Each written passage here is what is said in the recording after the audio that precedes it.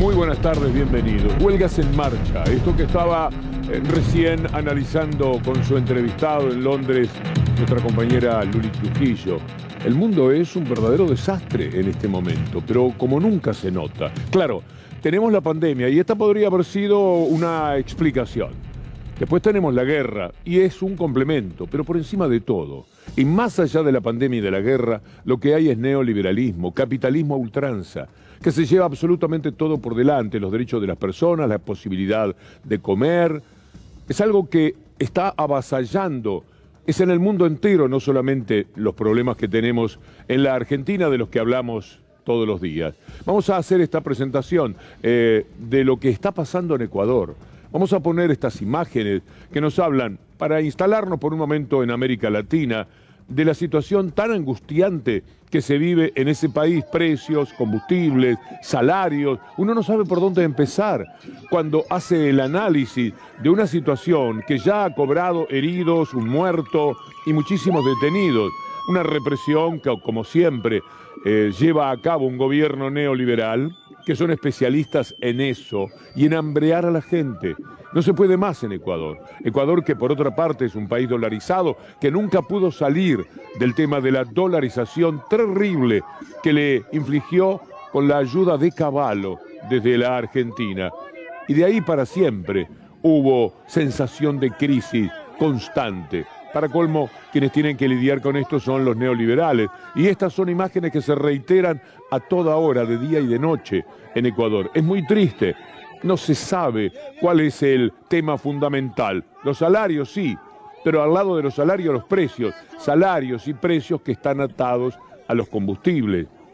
Vean ustedes lo que son estas imágenes también, donde nos encontramos con heridos, con un muerto, con lo que la represión inmediatamente genera en todos estos casos. En forma especial en América Latina. Puede decir alguien, bueno, en el mundo he visto también imágenes de este tipo, es cierto, pero donde siempre sacuden a la gente con una represión horrenda es en América Latina, porque aquí lo hacen gratis, parece que es absolutamente impune, por más que andando el tiempo, esas imágenes terminan, seguramente Ecuador seguirá ese camino, en lo que Colombia, lo que Chile, lo que Honduras, es decir, tener gobiernos que otra vez incluyen a la gente, que otra vez son progresistas. Para estar un ratito, por lo menos siempre asediados, acechados por ese neoliberalismo que o es el poder político o es el poder real, pero que siempre está presente. Lo que pasa en Ecuador es atroz. Nosotros vamos a conversar con alguien que entiende de este tema, pero antes escúchenlo a Lasso, al presidente, por supuesto decir que toda la culpa la tiene la gente, siempre igual. Su respuesta, más violencia, nuevas amenazas de atacar a Quito. No podemos permitir que unos pocos violentos impidan trabajar a millones de ecuatorianos.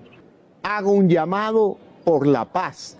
Tenemos que sentarnos en una mesa y juntos buscar soluciones.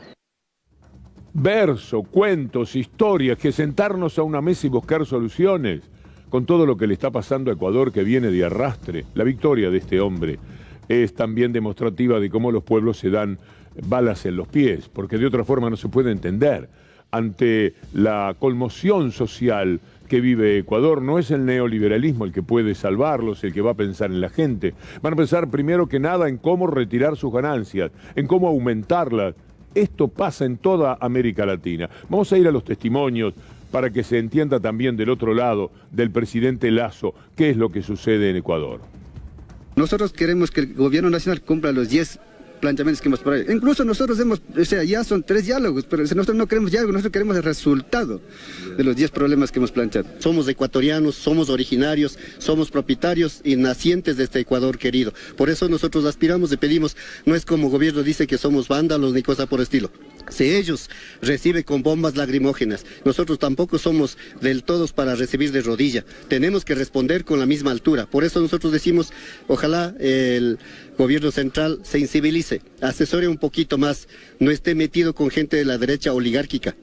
Bueno, la misma historia, la derecha oligárquica, el pueblo dejado de lado, y cuando aparece el presidente es para estigmatizar a los trabajadores, a los que están hambreados, a los que no tienen absolutamente nada. Y esos son los culpables, y esos son los que se llevan todo por delante. 3 o 4 locos sueltos, y vemos miles y miles en Ecuador y en América Latina en general, como los vimos en Chile, como los vimos en Colombia, y pudieron cambiar por lo menos esta etapa de la historia de esos países. Vamos a mostrarles una placa que marca la situación que América Latina particularmente está viviendo. ¿Cuánto perdieron los salarios en el 2021? Para dar unos ejemplos, Argentina 3.4, Brasil 6.1, Perú 1.7, Paraguay 2.1, Uruguay 1.5. Todos perdieron.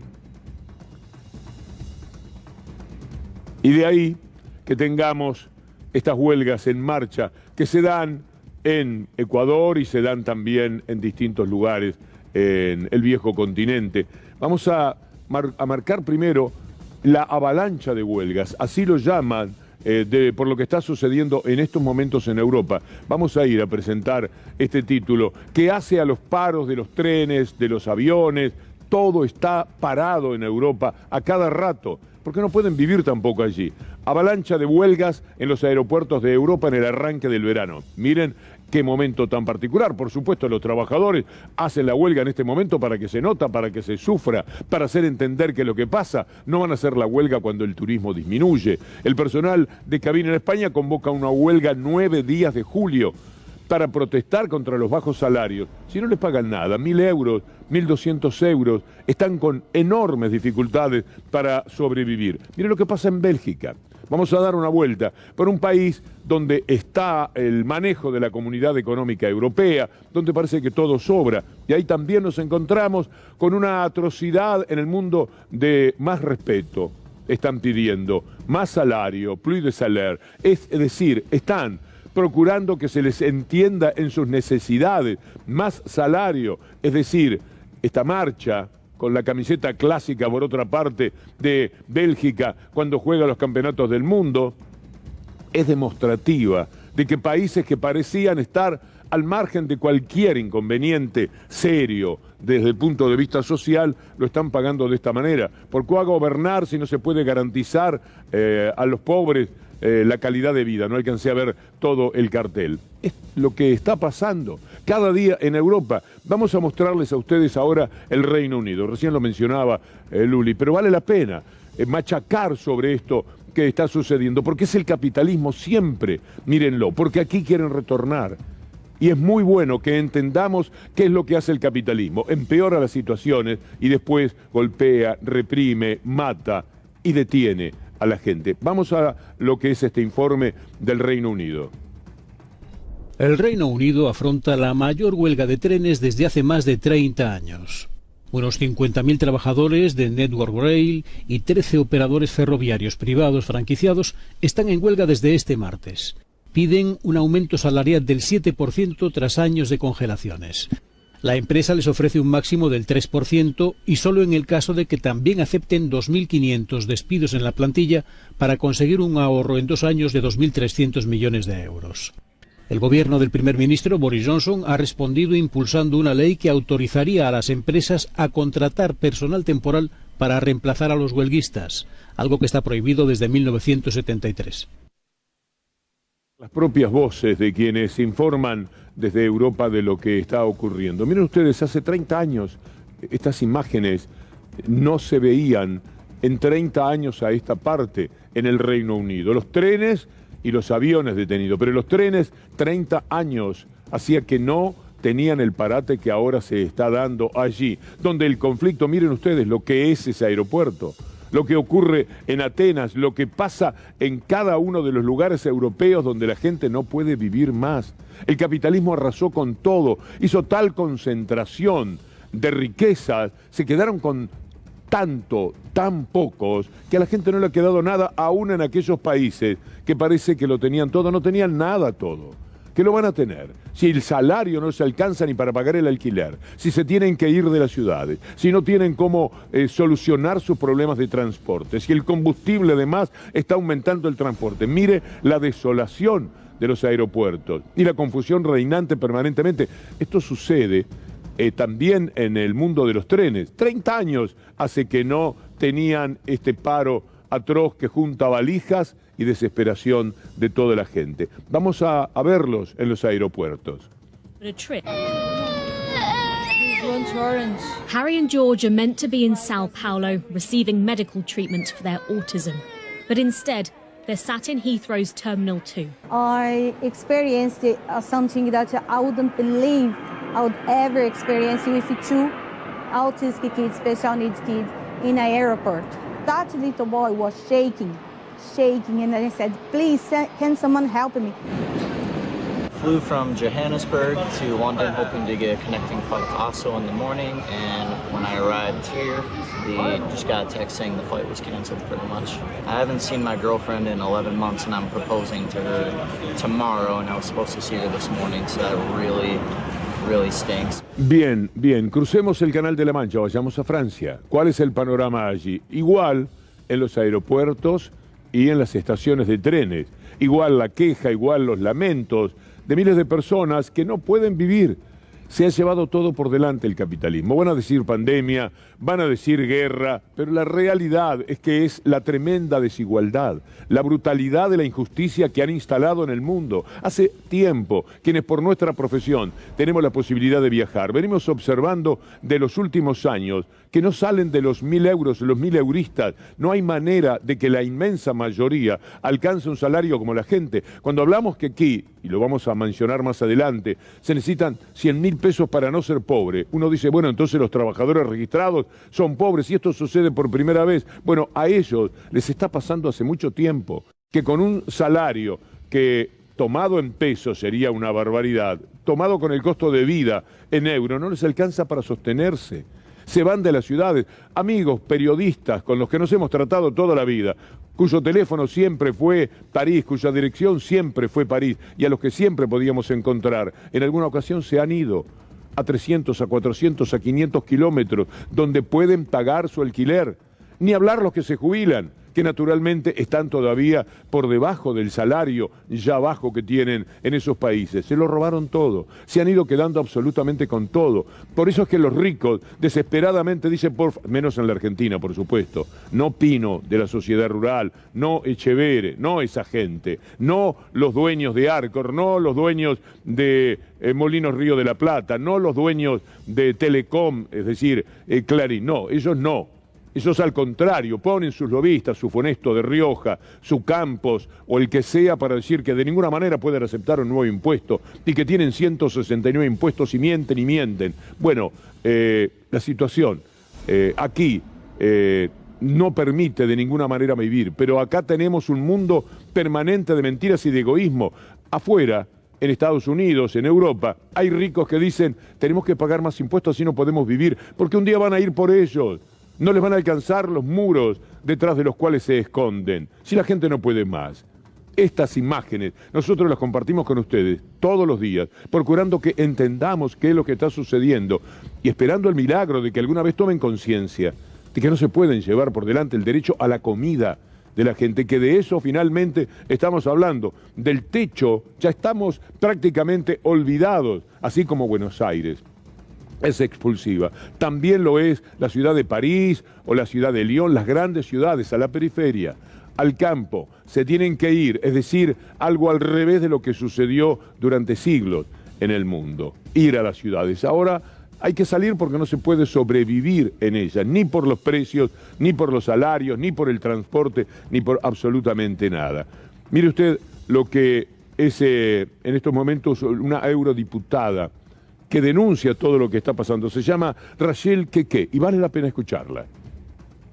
Mais ce soir, je suis une députée, élue députée. Le mot même, je ne peux pas dire députée. J'arrive pas à dire le mot député. C'est ça? Député, voilà. Je suis la voix des sans-voix. Je suis femme de chambre, femme de ménage, agent de sécurité, aide-soignante, aide à domicile. Je suis tous ces métiers invisibles. Et à l'Assemblée nationale,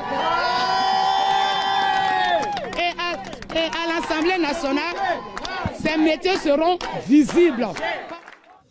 ¿Cómo será la mano que le tienen rodeada la manzana a Apple?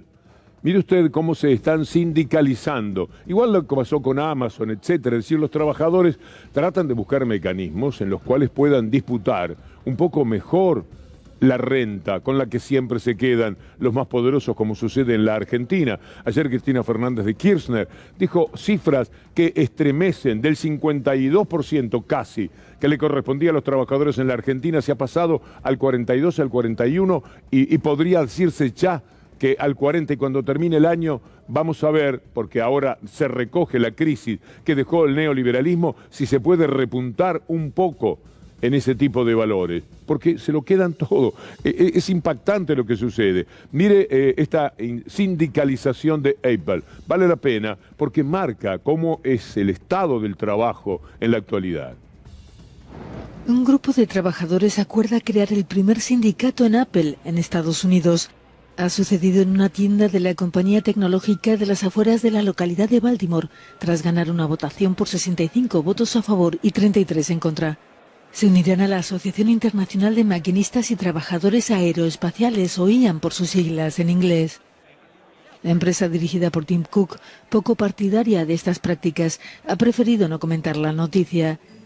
La IAM cuenta con casi 650.000 trabajadores, sobre todo de Estados Unidos y Canadá. Abarca múltiples sectores, entre ellos el aeroespacial, de defensa, aerolíneas, ferrocarriles, sanidad y automoción. El sindicalismo está ganando adeptos en Estados Unidos tras varios decenios de declive. Huelgas en marcha. Vamos a volver a Ecuador, pero estaba pensando en quienes dicen que la gente se va de los países de América Latina porque es el sonsonete de la derecha permanentemente. Se van. Mentira, ya sabemos que es mentira, pero ¿a dónde podrían ir?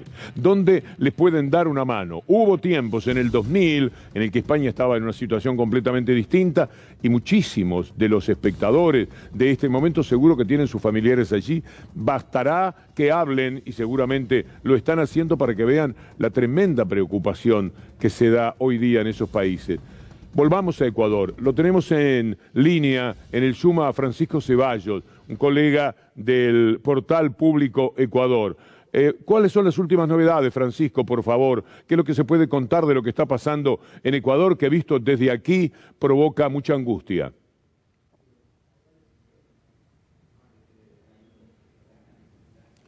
No nos está recibiendo, es decir, nosotros a él. Está dándonos la respuesta. A ver, sí, ahora sí. Adelante.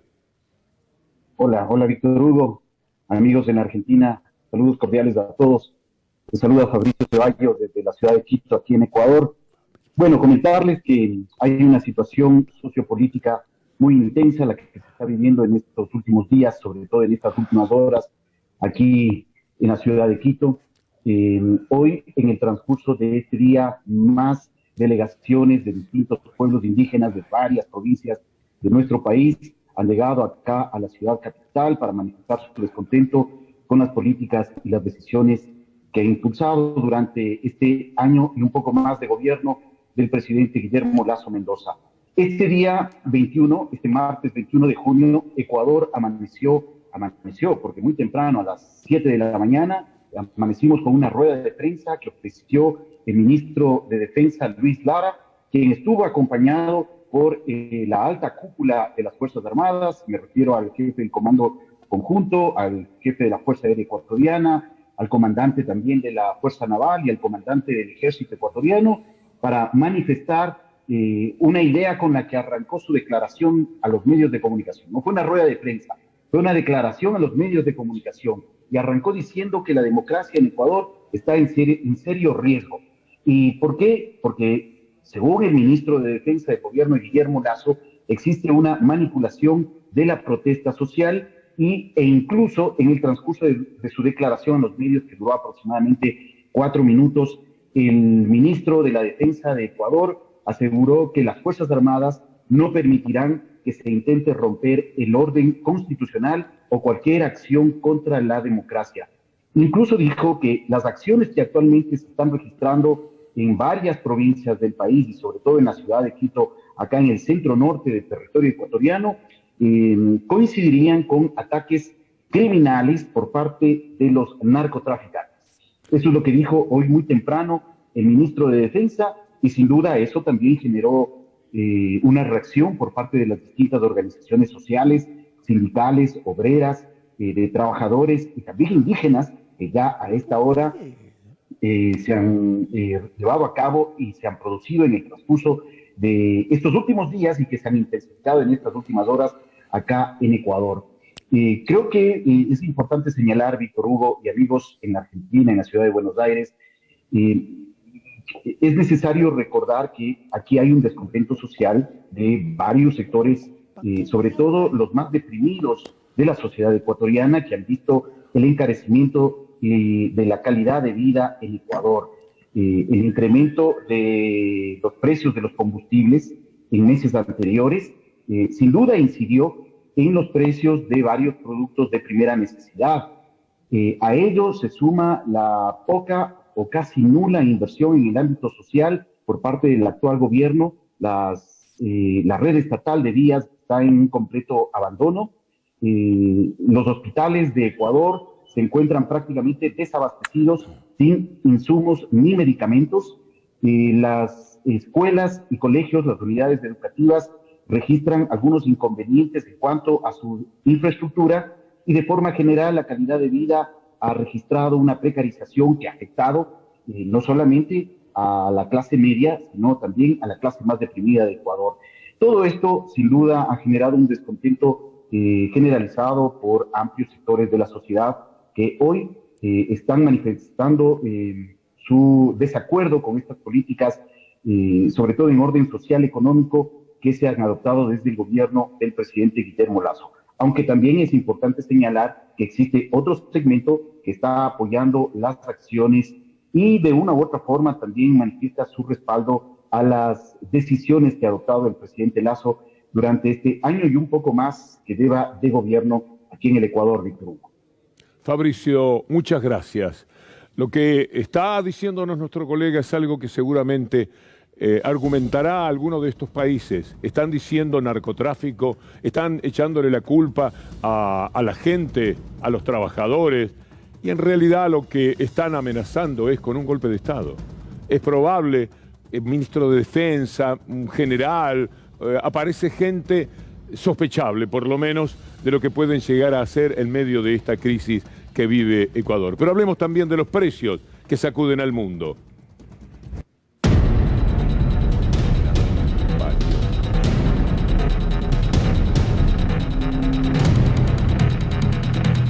En febrero se declaró la guerra entre Rusia y Ucrania, promovida, sabemos, por Estados Unidos para sacar ventaja, alimentada por la OTAN servil de los Estados Unidos, entidad que tiene tantos asesinatos cometidos en el mundo que son ya incontables. Por supuesto, al igual que Estados Unidos, se asombran de la guerra y denuncian que la guerra es la causante de todos los males. No, lo causante de todos los males es el capitalismo que ahora se esconde detrás de la guerra y detrás de la pandemia.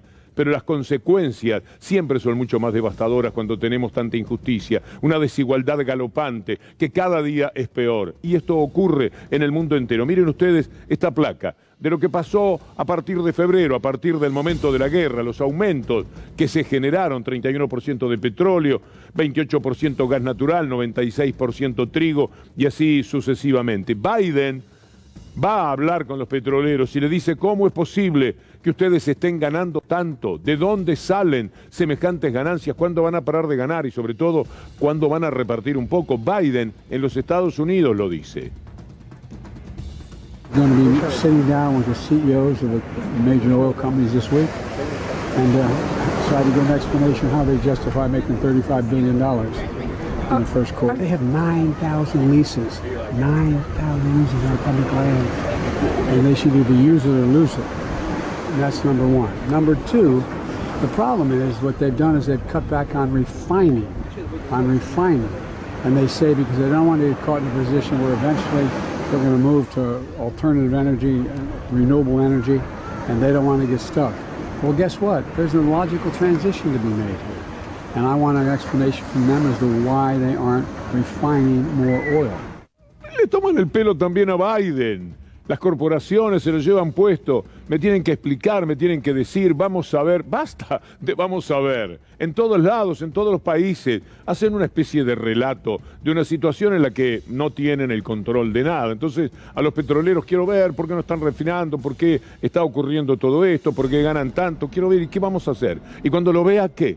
¿Qué medida podrá tomar? El otro día le mostrábamos a ustedes cómo Fox News, que viene a ser una especie de emporio del mal, TN más La Nación más, asociados, en Fox News se reían en la cara de Biden, que además tuvo la mala suerte de caerse en bicicleta, se le dio un paseíto y se cayó de la bicicleta. Le pasa de todo, entre otras cosas más graves le pasa esto, de que los petroleros no le llevan el apunte, se le rían en la cara. Pero piense usted que si esto lo hacen en Estados Unidos, ¿cómo no será en el resto del mundo? ¿Cuánto habrá que padecerlo?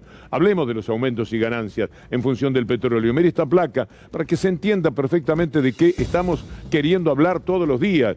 93.000 millones en el primer trimestre de 2022, las ganancias petroleras de los Estados Unidos. A esto se refiere Biden. ¿Qué es lo que quiere ver? Si ahí tiene el número, ¿qué más quiere? Una carpetita que dice 93.000 y abre la carpetita y dice, qué barbaridad, me tienen que explicar todo esto, porque se están llevando puesto al país. ¿Qué les importa?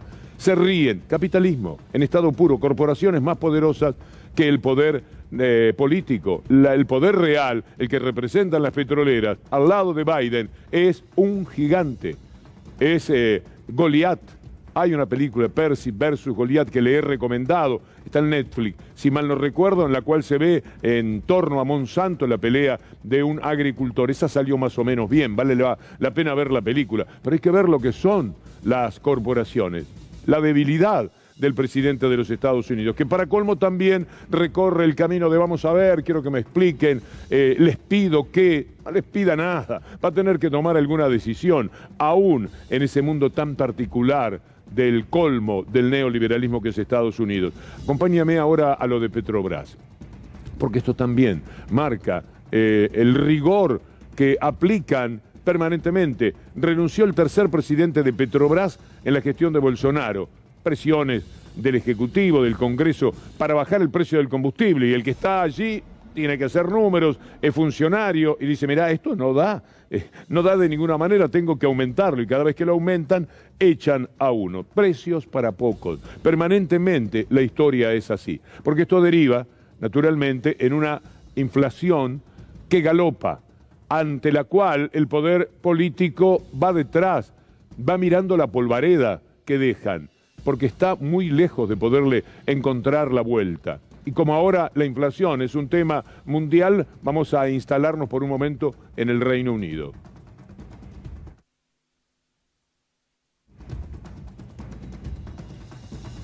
Y ahí lo que vemos, la inflación mundial y la rebelión de los trabajadores, porque además de lo que les estábamos marcando, de los salarios, totalmente insuficientes, por supuesto, son insuficientes en la medida en que la inflación les está comiendo ese salario como nunca les había sucedido. Ellos no están acostumbrados a tener 8, 9 o 10% de inflación en un año. Acá la jugamos de taquito con 8, 9 o 10. Ojalá viniera 8, 9, 10% en un año. ¿Sabe cómo jugaríamos con esa cifra? Pero ellos no están entrenados. Hace 30 o 40 años que no tienen semejantes niveles de inflación. Y entonces lo padecen y salen. Ahí los tiene todo el tiempo en la calle. Como decía el entrevistado de Luli, martes, jueves y sábado hay paro, pero después, miércoles y viernes, también, digamos que hacen huelga sándwich y nada se mueve. Y el país queda paralizado unos cuantos días, con unas pérdidas seguramente tremendas, pero mucho más han perdido los trabajadores en este tiempo, porque las petroleras, los que tienen la energía, los que fabrican los alimentos, quedaron con todo, en medio de la impotencia que el capitalismo le generó a los gobiernos. Dale con la libertad de mercado, dale con que hay que asegurar los derechos adquiridos, dale con eso, metele para adelante. Y entonces lo hacen y se van quedando absolutamente con todo. Usted vio cuando le cantan la última bola, el cero, a los apostadores y los croupiers hacen con las dos manos y con un rastrillo y se llevan todo para ahí. Esto es lo que pasó en el mundo. Están pasando el rastrillo en esta mesa, en esta lotería que ellos impusieron. Pierden 36 números y gana el cero. Todo el tiempo es así. arrasan con las posibilidades de cada uno que quiera apostar al derrame, de cada uno que quiera apostar a que las cosas van a mejorar, porque alguien dice, yo voy a hablar, como Biden, pobrecito, yo voy a hablar con los petroleros, a ver qué es esto de que están ganando tanto dinero, y se le ríen en la cara. Vamos a nosotros, vamos a ver qué está pasando por acá. 4.6 la canasta básica. Para que usted no diga, estamos hablando mucho de Londres, habla de lo de acá también, por supuesto. Pero lo de acá es más sabido, está todo el día la información dando vueltas. 99.000 pesos necesita una familia para no ser pobre. Digamos 100.000, porque el número complementario se acerca más a 100.000 que a 99. 4,6% aumentó respecto a abril la necesidad de dinero para no ser pobre. Y cuando uno ve esa cifra dice, bueno, los trabajadores registrados ganan 99.000 pesos, ¿cuántos de ellos? Y entonces está la sospecha de que el 80% está por debajo de esa. Quiere decir que la pobreza, en la forma en que se calcula la pobreza, con la que nunca estaré de acuerdo, pero lo único que hay son los registros por los cuales nos manejamos siempre, van a ser tremendos. Nada más hay que esperar para que los números provoquen una enorme desazón. Miren lo que pasa con la carne. Bandidos, sinvergüenzas, se quedan absolutamente con todo, la carne para afuera, aquí nada. Nunca en 100 años se comió menos carne per cápita. Nunca en la Argentina pasó esto. El consumo de carne cayó a su peor nivel en 100 años. La caída del consumo va en paralelo con la baja del PBI per cápita, es decir, somos más pobres cada uno de nosotros, somos menos del pedacito de PBI que nos corresponde y no comemos carne, no compramos pan y ya ve usted lo que debe ser el tomate y la lechuga y todo lo demás. Consumo de carne en 100 años no estuvo tan bajo. Mire que ha habido crisis finalmente en la Argentina y esta pandemia, consecuencia de la guerra, capitalismo salvaje como el que hizo el animal que estuvo gobernando el país a nombre de las corporaciones y por supuesto lo estamos pagando muy pero muy caro. Un carnicero nos explica un poco cómo es el rebusque de la gente, porque ahora hay que apelar a un poco de ingenio para ver qué carne nos podemos llevar a nuestra casa. Entonces hay que saber mirar, hay que saber comprar como nunca, hay que volverse un especialista, hay que tomar clase. Un día de esto uno va a llegar a la carnicería y va a haber alguien que está dando un manual, explicaciones. Mire, busque por acá, busque esto, mezcle tal porción de carne con tal otra y no es posible. Esto está ocurriendo para ver si la gente se hace de un pedacito de carne. Veamos. Estos últimos tiempos habrá aumentado como un 20% más o menos, de todo lo que sea en tema res. Ha aumentado también el pollo, un poquito del cerdo. ¿Qué corte sale más hoy por hoy? ¿O tiene más salida, más venta? Por ejemplo, los cortes más económicos son los que tienen más venta. Por ejemplo, la gente llevan, empezando por ejemplo con el osobuco, el espinazo, después van todo lo que sea pulpa, van llevando por ejemplo paleta, van llevando roast beef. Hoy en día la gente va buscando alguna estrategia para llevar alitas, van llevando los cortes más económicos, los cortes como para rendir la semana o para llegar al mes. Hay que amacarse, hay que convertirse en un especialista. ¿Sabe lo que ahora es la charla? La conversación, ¿sabe lo que compro yo? ¿Sabes cómo hago? Con la alita y no sé qué. La palabra peseto está fuera de lo que es el lenguaje cotidiano. La palabra lomo, pronunciarla, es alguien que invita a un asado, está alardeando más que si hace así con la llave de un Mercedes-Benz. Es tremendo lo que está ocurriendo con el nivel del precio de la carne. Y sabe también lo que pasa, que somos cada día más víctimas de los abusos. Cuando uno decía ayer Cristina Fernández de Kirchner que hay un festival de importaciones, ¿sabe lo que hay detrás de esas importaciones? Las ganancias enormes que hacen con el dólar. Usted como ciudadano y yo desde aquí no lo entendemos demasiado porque no sabemos de esa maniobra, pero sabe cómo la entienden ellos y cómo la hacen con el dólar oficial, cotejándolo con el dólar blue y en esa brecha cómo se meten para hacer diferencias en función de importaciones que o no se hacen o que son truchas y tantas otras trampas. Ahora Scioli, el nuevo ministro, sale a dar pelea, va a intervenir para frenar esas importaciones especulativas. ¿No será tarde? ¿Ya no habrán hecho muchos negocios? y a los que aprovechan el doble tipo de cambio, lo que les estábamos diciendo justamente. Consideró Scioli, cuando hay importaciones especulativas para acumular stock o aprovechar el doble, ¿sabe cuánto hace que lo dijimos aquí en nuestra columna modestamente? Y no debe ser menos de 3 semanas. Ellos acumulan el stock, le mostramos unos cuadros, unas columnas, ¿para qué? Nadie parece llevarle demasiado el apunte desde los lugares donde pueden solucionar esto, donde tienen que tener el control. Ojalá que a Scioli le vaya bien, pero sabe, va con todo entusiasmo y después empiezan con sus llantos, con sus mentiras y con sus presiones. Y se hace sumamente difícil ponerle el cascabel al gato. Vamos a ver algo que dijo, además, Cristina Fernández de Kirchner ayer, sobre los jueces.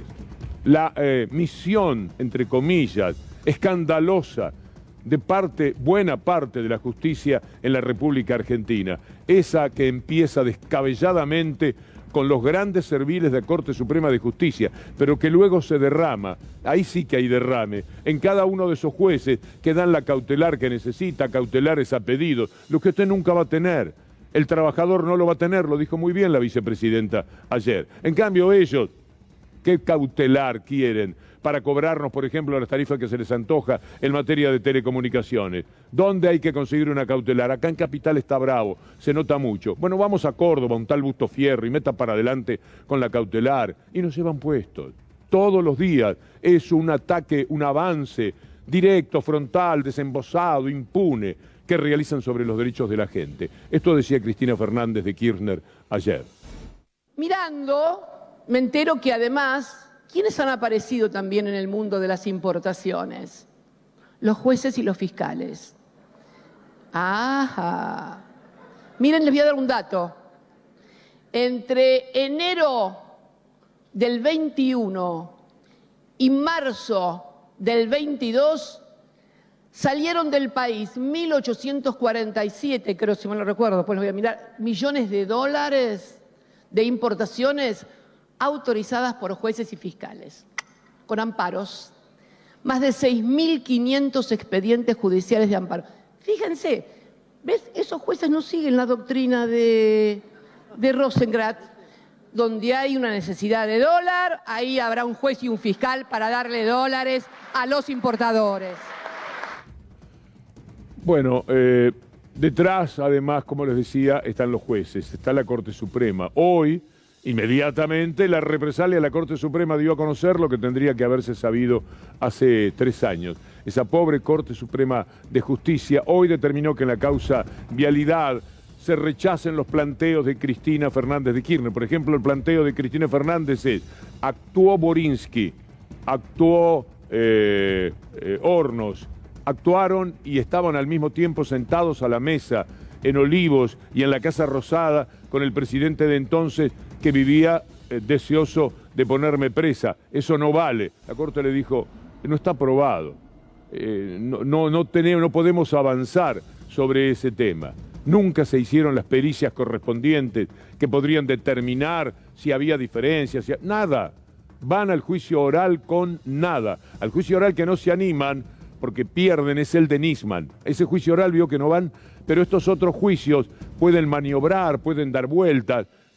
Es escandaloso lo que sucede. Mire, la Corte Suprema, vamos a verlo, lo que sucedió hace un par de años, cuando pidieron el expediente que correspondía al tribunal. Ahí está la noticia. Córdoba 24 anunciaba: la Corte pidió expediente y frenó el inicio del juicio a CFK por la obra pública. Ahí está la noticia, 14 de mayo. ¿Qué hace la mafia de Clarín inmediatamente? ¿Qué título pone? Para amedrentar, para achicar, ahí está. Frenaría el juicio oral a Cristina un sorpresivo pedido de la Corte. ¿Sabe cómo pusieron la cola entre las piernas esos inútiles, serviles, escandalosamente proclives al prevaricato que se da en la justicia de la Argentina? Bueno, al otro día, ¿cuál era la información? Que había devuelto la Corte el expediente. ¿Para qué lo pidió? Lo pidió. Clarín le sacó una tapa, una sola tapa, y de inmediato devolvieron el expediente. Estas cosas pasan en la Argentina, uno las puede contar. Por suerte siempre recurrimos en todo lo posible a la demostración fehaciente porque si se cuenta y no le muestra a usted que Clarín en 24 horas le cambió el destino a una decisión que había tomado la Corte Suprema de Justicia, que dijo, mándeme el expediente porque eso es un mamarracho, sabemos que es un disparate. No empezaron a estudiarlo, no lo pudieron abrir, ya tenían una tapa de la mafia de Mañeto y dijeron, así no se puede jugar, ¿por qué me inclinan la cancha? Y no quieren lío, ¿para qué? Si son serviles, nada más que eso. Y devolvieron el expediente. Y hoy, acto seguido, a lo que dijo esta señora, por supuesto, el fallo totalmente en contra. Precios para pocos. Alberto Fernández pensó en algo que, bueno, puede ser útil. Pero atención, hay que hacerlo rápido. Hablamos de una empresa nacional de alimentos. Se habló mucho de Vicentín en estos días. ¿Hay algo para hacer con Vicentín? Sí, hay algo para hacer con Vicentín. Se puede tener un elemento testigo para que las otras cerealeras y demás sepan que el Estado conoce el volumen de los negocios que se realizan. No, ellos van a pedir inmediatamente el Estado libre. Son delincuentes en el fondo y van a proceder de esa manera. Pero vayamos a una cosa que sí puede ser, pero hagámoslo rápido. No digo antes de terminar junio porque ya se va, pero que sea el mes que viene, Empresa Nacional de Alimentos, para poder tratar de establecer un orden más adecuado a las necesidades de la gente. Yo creo que nosotros en materia alimenticia tenemos que hacer algo que nos permita tener como herramientas testigos, como empresas testigos, que nos permitan ir de algún modo ordenando estas cosas, interviniendo para ordenar estas cosas. No se trata ni de la Junta Nacional de Granos, se trata de buscar nuevas herramientas. En su momento, cuando fue de Vicentín, lo intenté. El escenario que planteaba Vicentín en ese momento, me dijo, lo descarto, porque en este escenario yo le hago un favor a los acreedores, no le hago un favor a la Argentina. Vemos el pino, veamos también el bosque, de dificultades para lidiar con esta gente, que se ha sacado la careta desde Ku Klux Klan para abajo. Una de las cosas de la derecha del mundo es que ahora están de frente mar, dan la cara. Esto marca hasta qué grado han aumentado su poder, hasta dónde llegó la impunidad absoluta y total. Vamos a escuchar inmediatamente, dicho esto por el presidente, señalado lo de Vicentín, esos delincuentes que se animaron a responderle a Alberto Fernández, que había dicho, ahora hay una oportunidad ahí con Vicentín, y estos delincuentes que en la cara de todo el mundo pidieron más de 20.000 millones de pesos que les dio el inútil de González Fraga, de la mano del cómplice Mauricio Macri, y que nunca devolvieron ni van a devolver semejante cantidad de dinero, y que estafaron a todos los otros acreedores, se permiten además responderle al presidente de la República cuando dice de Vicentín cuál tendría que haber sido de hace tiempo ya el destino de Vicentín. En su momento no se animaron, bueno, ojalá que ahora sí se animen, alguna vez tiene que ser. Alguna vez va a haber que animarse a todo. Mientras tanto, el pino.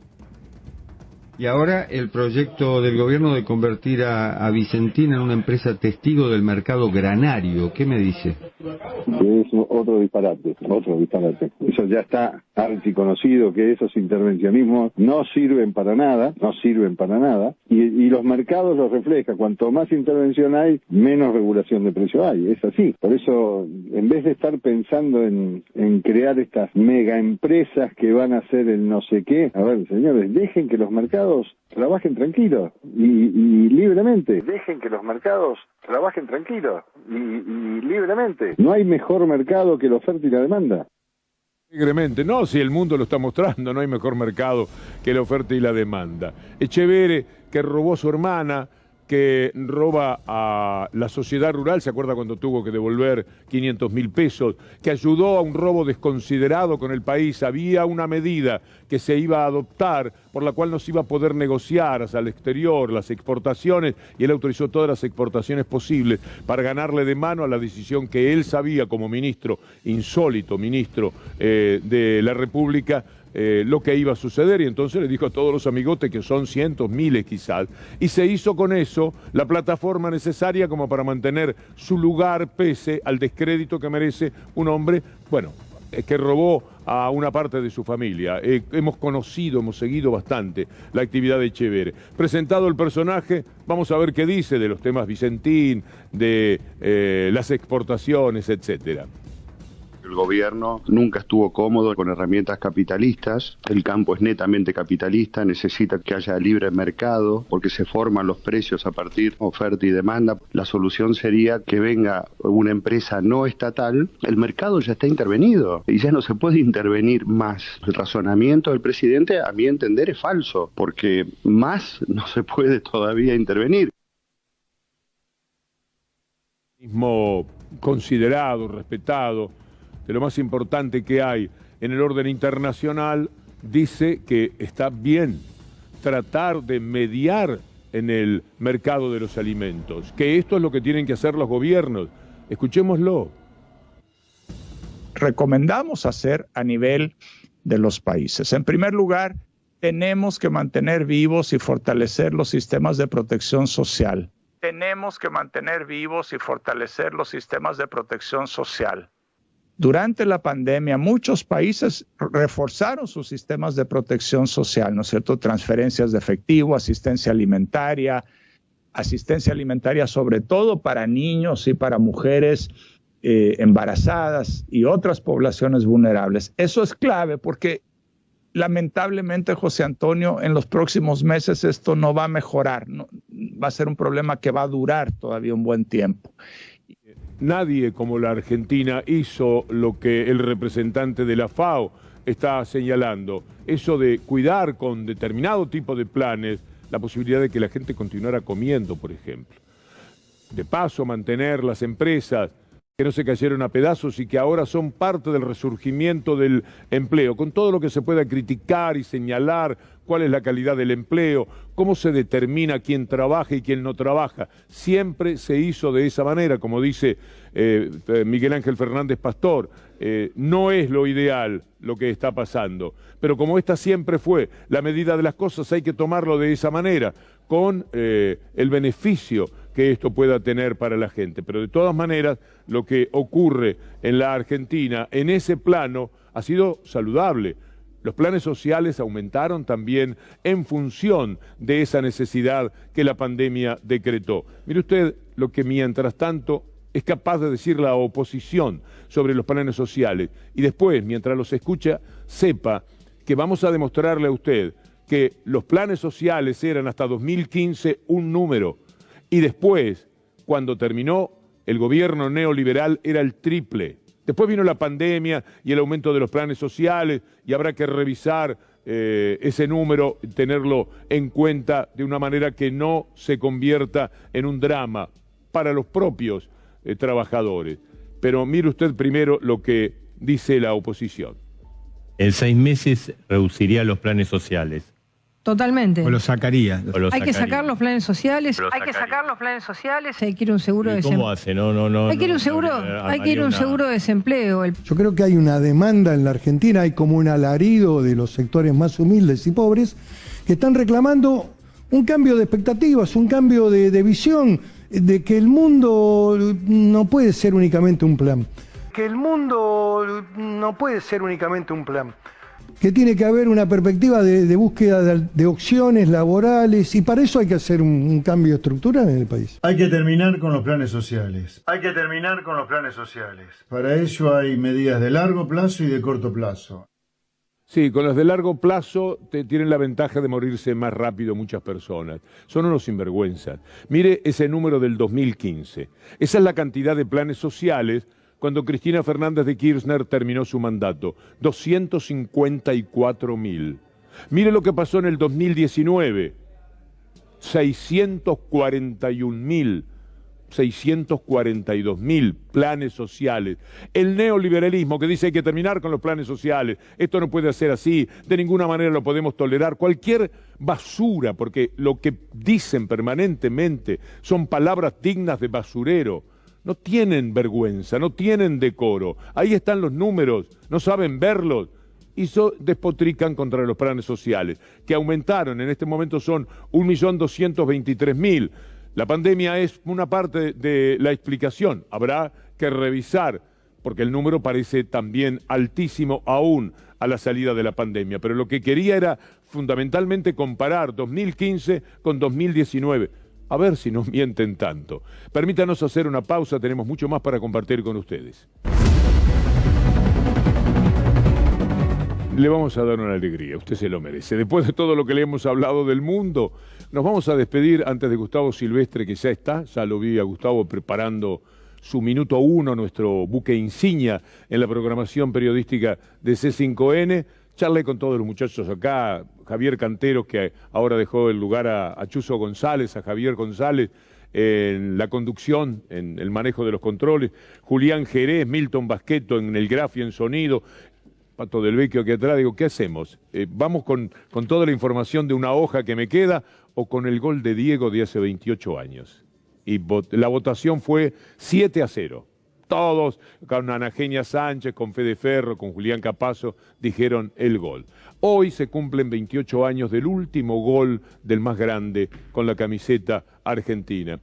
Empezaba también una frustración porque ese equipo iba otra vez para el Campeonato del Mundo con ese Diego extraordinario que verán ustedes, el gol que convierte. Seguramente lo recuerdan, lo deben haber visto muchas veces, pero siempre es grato por Diego, por el fútbol argentino, ahora que han renacido las esperanzas de ganar otro Campeonato del Mundo, el que se va a disputar en Qatar. Por todo esto, la despedida la vamos a hacer con ese último gol de Diego Armando Maradona. Mitropoulos va a entrar en Grecia, la pelota para Maradona, tiro centro, arriba con golpe de cabeza sin alcanzar Balbo, la busca otra vez Abel en el rebote, Balbo tocándola para Redondo, Redondo para Maradona, Maradona para Redondo, Redondo para Cani, Cani para Redondo, Redondo para Maradona, Maradona en la media luna, tiró, gol, ¡gol!